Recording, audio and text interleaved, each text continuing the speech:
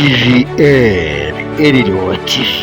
Yesu nashimwe bene data, ubuntu bw'umwami wacu Yesu Kristo ngo nubane n'imitima yanyu.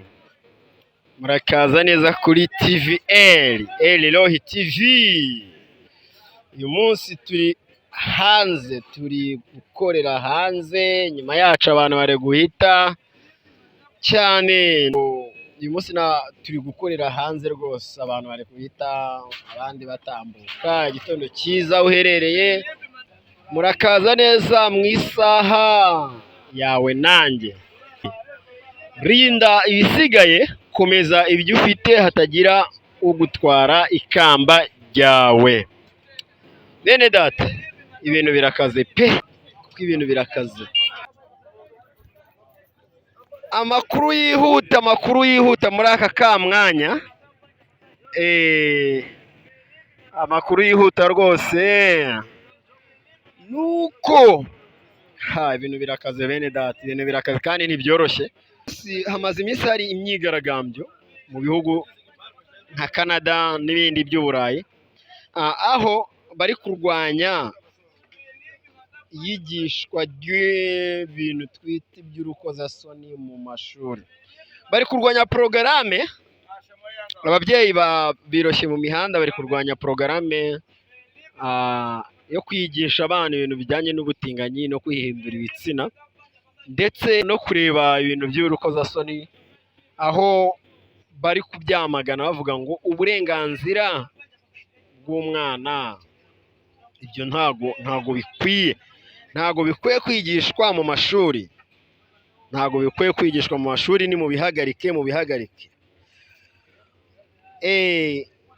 Akavidewo tumaze kubona mu kanya, aho umubyeyi yagiye mu ishuri agahita amanura igitambara cy'abatinganyi cyari kiri imbere, mwarimu yacyometse kuri mapu y'isi. Uwo mwarimu ngo yigisha histoire, ariko nyine yari yatandukiriye ajya kwigisha abana ibijyanye n'ubutinganyi. Bene data, ibintu birakaze kandi birakomeye, ntago byoroshye. Amazi si yayangwa. Ubu bamaze kubona yuko bitahagije kujya mu basitari no mu bakinnyi b'umupira n'abaki binjira mu madini no mu bigo by'amashuri kubyigisha abana batonya ba garidiyene na pirimeri.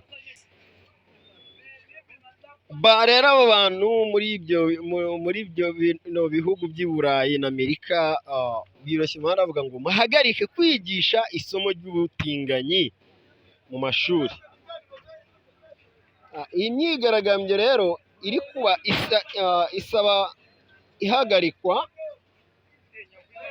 ry'isomo ry'ubutinganyi na porogaramu y'ibijyanye nabyo byose, kwihinduza ibitsina n'ibindi, aho barimo barasaba yuko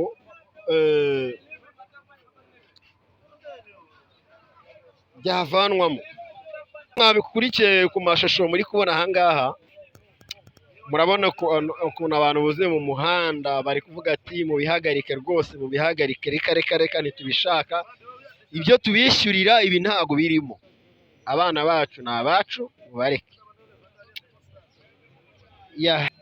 Iyi rero ikaba ari ikiganiro isaha yanjye nawe. Rinda ibisigaye, komeza ibyo ufite, hatagira ugutwara ikamba ryawe. Iki kiganiro tujya tuganira ku bintu bimwe na bimwe bifasha umukristu, uko umukristu akwiye kwitwara muri iyi minsi. Tuganire ku buzima n'ibiri kubaho, tugira inama abakristu, turebere hamwe ibintu bimwe na bimwe biri kugenda biza byagira ingaruka ku mibereho n'ubuzima by'umukristo. Turabararikira rero kuza gukurikira ikindi kiganiro, aho turi kumwe n'umutumirwa. Hari topike turi buze kuganiraho, murararitswe rero kuza kuba muhari. Imana ibahe umugisha. Mumenye yuko ibihe tugezemo bitoroshye. Urumva nimba mu mashuri batangiye kuzanamo porogaramu yo kwigisha abantu ibintu nk'ibyo ngibyo, ibintu ntabwo byoroshye bene data. Imana yacu ibahe umugisha. Mukomeze kwirinda, munarinde abana banyu. Nibishoboka wanashyiraho umwarimu wakigisha umwana wese ibintu birenze, aho kugira ngo ajye kuraruza ibindi aho twari tuzi ko ariho hava ubwenge.